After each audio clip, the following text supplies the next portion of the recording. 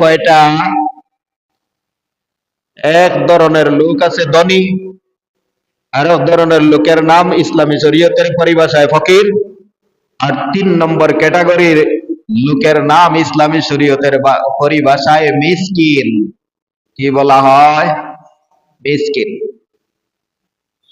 ধনী কে? ফকির কে? আর মিসকিন কে? ধনী হলো ওই ব্যক্তি যার নিত্য প্রয়োজনীয় আসবাবপত্র ব্যতীত 52.5 তোলা রূপা পরিমাণ সম্পদ, অর্জিত সম্পদ আছে, ওই ব্যক্তি হলো ধনী ব্যক্তি। যার দৈনন্দিন জীবন উপকরণের ব্যবহার ব্যতীত 52.5 তোলা রূপা অথবা তার সমপরিমাণ সম্পদ, বর্ধমান সম্পদ, যে সম্পদটা বাড়ে, ওই ধরনের সম্পদ যদি তার থাকে, তাহলে তাকে ইসলামী শরীয়তের পরিভাষায় ধনী বলা হয়। আর কথা আপনাদের বুঝে আসছে? কি পরিমাণ সম্পদ থাকলে? নিত্য প্রয়োজনীয় আসবাবপত্র ব্যতীত, জরুরি আসবাবপত্র ব্যতীত ওই ব্যক্তির যদি অতিরিক্ত সম্পদ 52.5 তোলা রূপার মূল্য অথবা তার সমপরিমাণ সম্পদ, যে কোনো ধরনের সম্পদ হোক অথবা সব সম্পদের সমষ্টি হোক, ওই ব্যক্তিকে শরীয়তের পরিভাষায় ধনী বলা হয়। আর এর উপরই রাসূল করিম সাল্লাল্লাহু আলাইহি ওয়াসাল্লাম বলেন, লা সাদাকাতা ইল্লা আন যহরে বানিয়িন, যাকাত এবং ফিতরা ধনী ব্যক্তি ছাড়া গরিবের উপর ওয়াজিব নয়। আমরা ধনীর একটা পরিমাপ পাইলাম যে 52.5 তোলা রূপা যার কাছে আছে, নিত্য প্রয়োজনীয় আসবাবপত্র ব্যতীত দৈনন্দিন জীবন পরিচালনার যে জরুরত আছে, জরুরত ব্যতীত অতিরিক্ত সম্পদ যার 52.5 তোলা রূপা পরিমাণ আছে, ওই ব্যক্তি শরীয়তের পরিভাষায় ধনী। ওই ব্যক্তি, জোরে বলেন, ধনী। ওই যে 52.5 তোলা রূপার পরিমাণ সম্পদ বললাম, ওই সম্পদটা 1 নম্বরের শর্ত হলো মালে নামি বর্ধনশীল মাল হতে হবে, আর সারা বৎসর তার কাছে থাকতে হবে। সারা বৎসর বলতে বৎসরের শুরু, বৎসরের শেষ পর্যায়ে যদি থাকে এই সম্পদ, তাহলে তার পূর্ণ বছর ধরা হবে। আমি আগেও বলছি, আপনারা হিসাবের জন্য সহজ হবে। রমজানের প্রথম দিন থেকে বছরের শুরু গণনা করবেন, পরবর্তী রমজান আসার আগে আগে আপনার বছর পূর্ণ হয়ে যাবে। ওই ব্যক্তির যদি 52.5 তোলা রূপা এই পরিমাণ সম্পদ সারা বৎসর সঞ্চিত থাকে খাওয়া দাওয়ার পরে, তাহলে ওই ব্যক্তির উপর যাকাত ওয়াজিব হবে। কি হবে? জোরে বলেন। যাকাত ওয়াজিব হবে। যাকাত হলো, অর্থনৈতিক যাকাত হলো 40 ভাগের 1 ভাগ দান করবে বছরে একবার। কত ভাগের কত ভাগ? 40 ভাগের লাখ টাকার মধ্যে 2,500, আর শর মধ্যে 2.5 টাকা, যাকে 2.5% বলা হয়। এটা হলো যাকাত। 2 নম্বর মাসআলা বলছিলাম, ফিতরা কার উপর ওয়াজিব? ওই 52.5 তোলা রূপা অথবা তার সমপরিমাণ সম্পদ শুধুমাত্র ঈদের দিন সকালবেলা যদি থাকে, তাহলে তার উপর ফিতরা ওয়াজিব। যাকাত ওয়াজিব হওয়ার জন্য সারা বছর টাকা লাগবে, অথবা বছরের শুরু এবং শেষ পর্যন্ত মাল টাকা লাগবে। আর ফিতরা ওয়াজিব হওয়ার জন্য সারা বছর টাকা লাগবে না, শুধুমাত্র ঈদের দিন সকালবেলা যদি থাকে, তাহলে তার উপর ফিতরা ওয়াজিব। আর কুরবানির ঈদ হলে কুরবানিও ওয়াজিব। কথা বুঝে আসছে?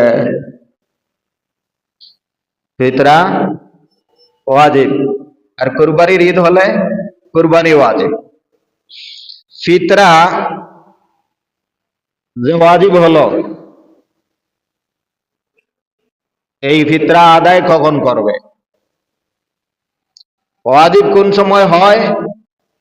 আমরা এতটুকু জানতে পারলাম যে 52.5 তোলা রূপা সমপরিমাণ সম্পদ যেই ব্যক্তির আছে, ওই মালদার ব্যক্তির উপর বছর পূর্ণ যদি হয় তাহলে যাকাতও ওয়াজিব, ফিতরাও ওয়াজিব, কুরবানিও ওয়াজিব। আর বছর যদি না হয়, পূর্ণ না হয়, তাহলে ঈদের দিন থাকলেই কুরবানি, ঈদ হলে কুরবানি ওয়াজিব, ঈদ উল ফিতর হলে ফিতরা ওয়াজিব।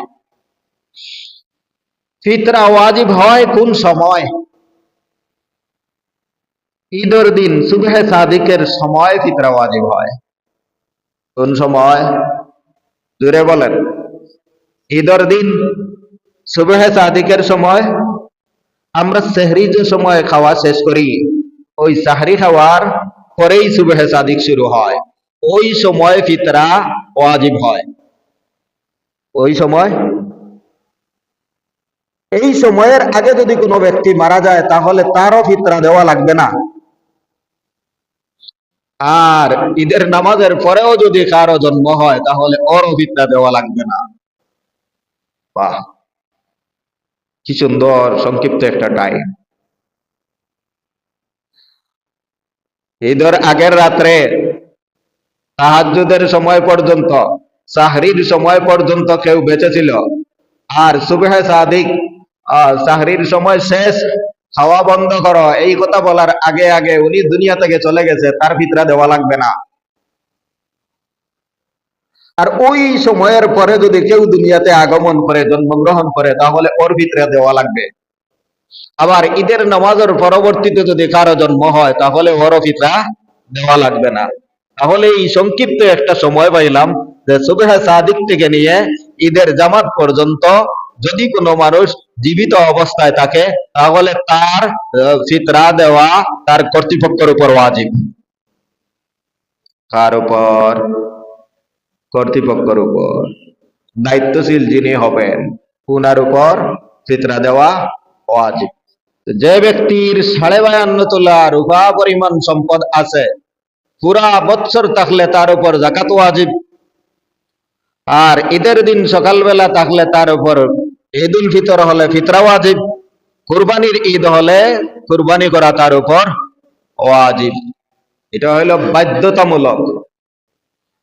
এখন আমি একটা মাসআলা বলি। ইসলামী শরীয়তে যে ফরজ ক্যাটাগরি আছে, ফরজ ক্যাটাগরির জন্য তারও একটা মান নির্ণয় করেছে, পরিমাণ নির্ণয় করেছে। যাকাতের মতো একটা ইবাদত ফরজ করতে হলে কি পরিমাণ মাল লাগবে, তার কি পরিমাণ শর্ত শরাইত, সবগুলোর বিস্তারিত বিবরণ শরীয়তে আছে। কিছু কিছু ইবাদত এমন আছে যে ইবাদতটা ওয়াজিব হিসাবেও আদায় করা যায়, আর পরিমাণ অনুযায়ী যদি ওয়াজিব না হয় তবুও তাকে সুন্নত হিসাবে আদায় করা যায়। আমার কথা আপনাদের বুঝে আসছে কিনা? শরীয়তের যে শর্ত আছে, শর্ত যদি পুরা হয় তাহলে আপনার উপর ওয়াজিব, শর্ত পুরা না হলে আদায় করার সুযোগ আছে, এটা সুন্নত। তার একটা উদাহরণ হলো কুরবানি। কুরবানি যে মানুষের নেশাব পরিমাণ, আমি এখন সংক্ষেপে চলে আসবো কথায়, যে মানুষের নেশাব পরিমাণ সম্পদ আছে তার উপর কুরবানি ওয়াজিব। 52.5 তোলার উপর সম পরিমাণ সম্পদ যার আছে তার উপর কুরবানি করা ওয়াজিব। আর যদি কোনো মানুষের নেশাব পরিমাণ সম্পদ না থাকে তাহলে তার উপর কুরবানি ওয়াজিব নাই। কিন্তু কুরবানি যদি স্বেচ্ছায় দিয়ে থাকে তাহলে কুরবানিও আদায় হবে এবং সওয়াবও পাবে। কুরবানিও আদায় হবে, সওয়াবও পাবে। ওই কুরবানির ওয়াজ একটু লম্বা, যার কারণে ফজিলতের কথা আমি এখন বলছি না। ঠিক তদ্রুপ ভাবে সাদাকাতুল ফিতির, ফিতরা যাকে আমরা বলি, ওই ফিতরাটা নির্ধারিত পরিমাণ মালের উপর ওয়াজিব। যার ঈদুল ফিতরের সকাল বেলায় 52.5 তোলা রূপা পরিমাণ সম্পদ আছে তার উপর ওয়াজিব। কিন্তু ঘটনাক্রমে কোনো ব্যক্তির এই পরিমাণ না, একটু কম আছে। মনে করেন 1,00,000 টাকার সঞ্চয়, অতিরিক্ত সম্পদ তার জমা নাই, প্রয়োজনীয় সম্পদ আছে যথেষ্টই, কিন্তু অতিরিক্ত সম্পদ 1,00,000 টাকার নাই, কম হবে। ওই ব্যক্তি যদি ফিতরা দেয়, তার উপর তো ওয়াজিব নয়, তাহলে সেই ফিতরাও আদায় হবে, আর ওই ফিতরা আদায় করার সওয়াব পাবে। বলেন সুবহানাল্লাহ। দুইটা ইবাদত এমন পাইলাম, যে ইবাদতটার মূল ক্যাটাগরি হলো, দায়িত্ব হলো যে ওয়াজিব তার মূল সম্পদের পরিমাণের উপর ওয়াজিব হয়, আর এই পরিমাণ সম্পদ যদি না থাকে, নেশাব পরিমাণ সম্পদ যদি না থাকে, তাহলে ওয়াজিব হয় না, কিন্তু সেটাই আদায় করলে সুন্নত হিসাবে আদায় হয়, আর ওই সুন্নত হিসাবে আদায় করার অতিরিক্ত সওয়াবও সেই ব্যক্তি পায়। সুবহানাল্লাহ।